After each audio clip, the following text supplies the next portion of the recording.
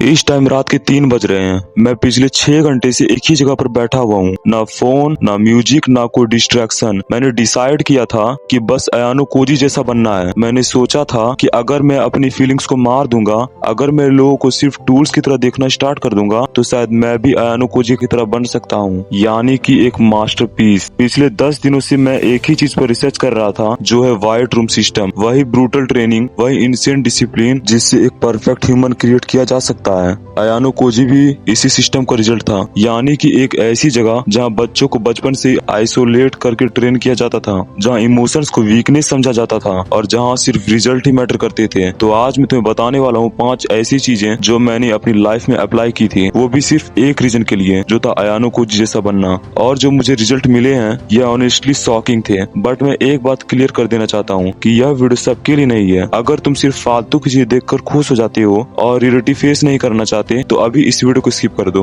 और अभी तक जिसने ये वीडियो को स्किप नहीं किया है, वो लोग रियलिटी को फेस करने से डरते नहीं है। तो चलो शुरू करते हैं। Number 1, control your emotion. अक्सर लोग सोचते हैं स्ट्रांग बनना मतलब इमोशनलेस बनना होता है, पर सच ये है कि स्ट्रांग लोग इमोशंस फील करते हैं पर उनका स्लेव नहीं बनते। अयानो कोजी भी इमोशन फील करता है, फर्क बस इतना है कि वो इमोशन के अकॉर्डिंग रिएक्ट नहीं करता। तुम्हें बस इंस्टेंट रिएक्ट नहीं करना है। कोई कुछ बोल दे या सिचुएशन खराब हो जाए, तुरंत जवाब नहीं देना है, क्योंकि इंस्टेंट रिएक्ट करना वीक लोगों की पहचान होती है। Number 2, speak less. देखो, ज्यादा बोलना वीक लोगों की पहचान होती है। रियल इंटेलिजेंस होती है चुप रहकर समझने में। अयानो कोजी इसलिए डेंजरस है क्योंकि वो बोलता कम है, समझता ज्यादा है। लोग क्या बोलते हैं उससे ज्यादा इम्पोर्टेंट है वो कैसे बोलते हैं। लोग क्या बोलते हैं तुम्हें उस पर ध्यान नहीं देना है, वो कैसे बोलते हैं तुम्हें उसे समझना है, तुम्हें उसे ऑब्जर्व करना है। तुम दूसरों की बॉडी लैंग्वेज रीड करो। इंसान झूठ बोल सकता है पर उसकी बॉडी झूठ नहीं बोल सकती। आई कांटेक्ट अवॉइड करना, हाथ हिलते रहना, ये सब हिडन सिग्नल्स होते हैं जो लोगों में दिखाते हैं। इसे ऑब्जर्व करो। नंबर 3, अपनी वीकनेस को वेपन बनाओ। ज्यादा लोग अपनी वीकनेस से भागते हैं, पर विनर्स अपनी वीकनेस को सबसे बड़ी स्ट्रेंथ बना लेते हैं। व्हाइट रूम का रूल है, या तो इम्प्रूव करो या तो एलिमिनेट हो जाओ। तुम्हारी जो भी वीकनेस है तुम उसे दूसरे लोगों से शेयर करने से डरते हो, इसे तुम्हें एलिमिनेट करना है। और जिस चीज को तुम ज्यादा अवॉइड करते हो वो तुम्हें ज्यादा से ज्यादा बार करना है। नंबर 4, ऑलवेज स्टे 2 स्टेप्स अहेड।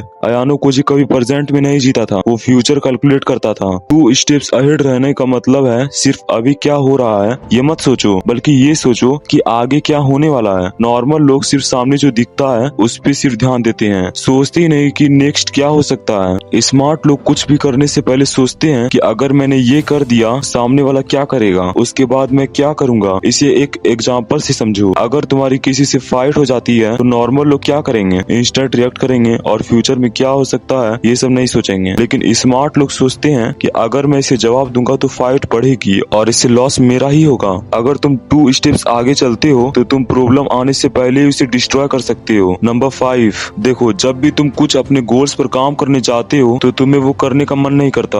आज छोड़ देता हूँ, कल से स्टार्ट करूंगा। पेन से बचने की कोशिश मत करो, उसे एक्सेप्ट करो, क्योंकि वही तुम्हें सक्सेसफुल बनाती है। जब तुम कुछ नया या डिफिकल्ट करते हो तो थोड़ा करने का मन नहीं करता है, अनकंफर्टेबल फील होता है, पर वही मोमेंट होता है जहाँ ग्रोथ स्टार्ट होती है। एक एग्जांपल से समझो, मसल तब बनती है जब तुम जिम जाते हो। अगर तुम जिम नहीं जाओगे तो तुम्हारी बॉडी कैसे बनेगी। अगर तुम अपना हाथ नहीं हिलाओगे, अगर तुम अपना पैर नहीं हिलाओगे तो तुम्हारी बॉडी कभी नहीं बन सकती। अगर पेन नहीं होगा तो ग्रोथ भी नहीं होगा। नॉर्मल लोग को अगर कुछ करने का मन नहीं करता, अगर उसमें कुछ डोपामिन नहीं मिलता, कुछ प्लेजर नहीं मिलता, तो वो लोग छोड़ देते हैं। लेकिन अयानो कोजी पेन को इग्नोर नहीं करता, एक्सेप्ट करता है। इसलिए अगर अयानो कोजी जैसा बनना है तो अपनी लाइफ की डिफिकल्टीज को इग्नोर मत करो, उसे एक्सेप्ट करो। व्हाइट रूम एक जगह नहीं है, वो एक माइंडसेट है। और जिस दिन ये सारे सीक्रेट्स को तुम अपनी लाइफ में अप्लाई कर लेते हो तो धीरे धीरे तुम्हारी थिंकिंग, बिहेवियर और पर्सनैलिटी चेंज हो जाएगा। ऐसी ही वीडियो देखने को मिलेगी तुम्हें अल्फाबेट पर। अब तुम्हें ये रूल्स को फॉलो करना है या नहीं वो तुम्हारी मर्जी है। बाकी मिलता हूँ मैं तुम सबको अगली वीडियो में।